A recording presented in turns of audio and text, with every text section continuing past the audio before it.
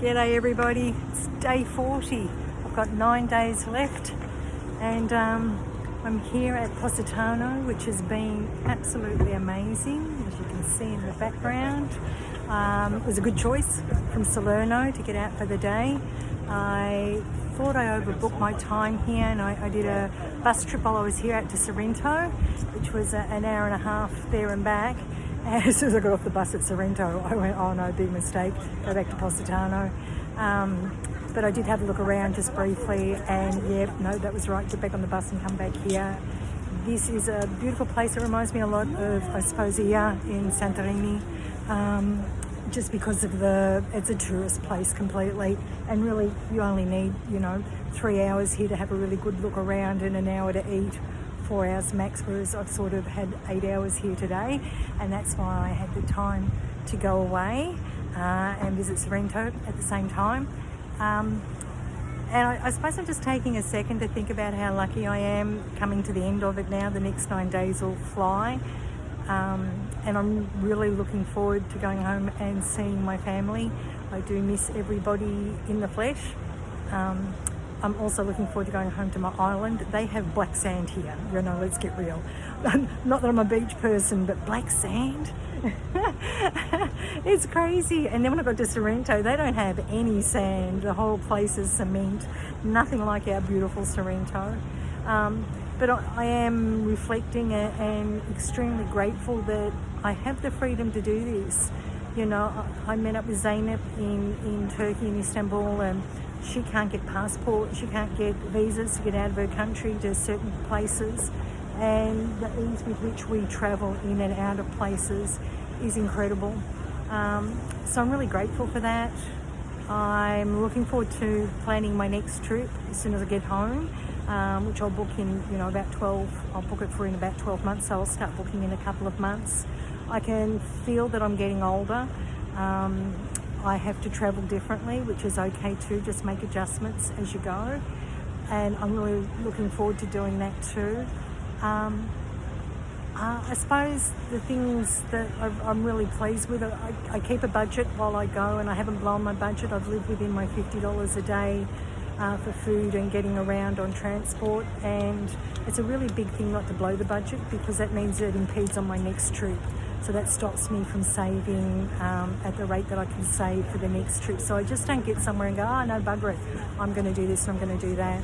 I'm really grateful that Mum gave me $500 to spend, because that allowed me to do so many things that I wouldn't usually do, and I enjoyed that. I really enjoyed doing those places freely, sort of thing, without the constraint of going, no, I can't afford to do that, so I'm not doing it. So thank you, Mum, thank you very much. And for my bracelet, being able to find another rainbow bracelet to replace the one I lost, makes me feel really good, so thank you.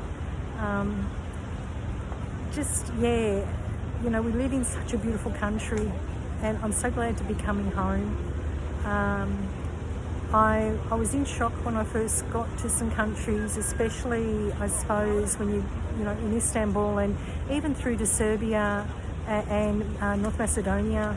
The female presence is really not as visual as the men, and that was a bit of a shock to the system for me, because a lot of men, and just everything changes, the demographic changes, the vibe changes, everything does. Not that I felt threatened at any stage, it's just that I missed seeing women. At home we're very visual, and I appreciate, I'd like more women to get out and be visual. And that's what comes with solo travelling too. I see a lot of solo travellers, female travellers out there on their own, and it's just something I wish all of us would do at least once, because it does make you feel like a superwoman. You cope with everything, you deal with anything that goes wrong, that goes right, that, people always talk about, oh, but you've got no one to share that with. Well, look, I've had 40 of you all the way with me doing this, and it's been a pleasure every night to be able to share my trips and my photos and my thoughts with you all. So solo travel doesn't necessarily mean solo.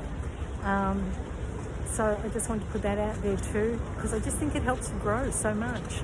and just, you know, don't wait for somebody else to go and do it. If you have a hankering to do it, just get out there and do it. You know, go be fearless. And we live in such a beautiful country. I've seen what too many tourists can do to places. I've seen really proud people in proud countries, but that doesn't stop them spitting everywhere and pissing in their streets. You know, if you've got pride in your place, don't do this shit.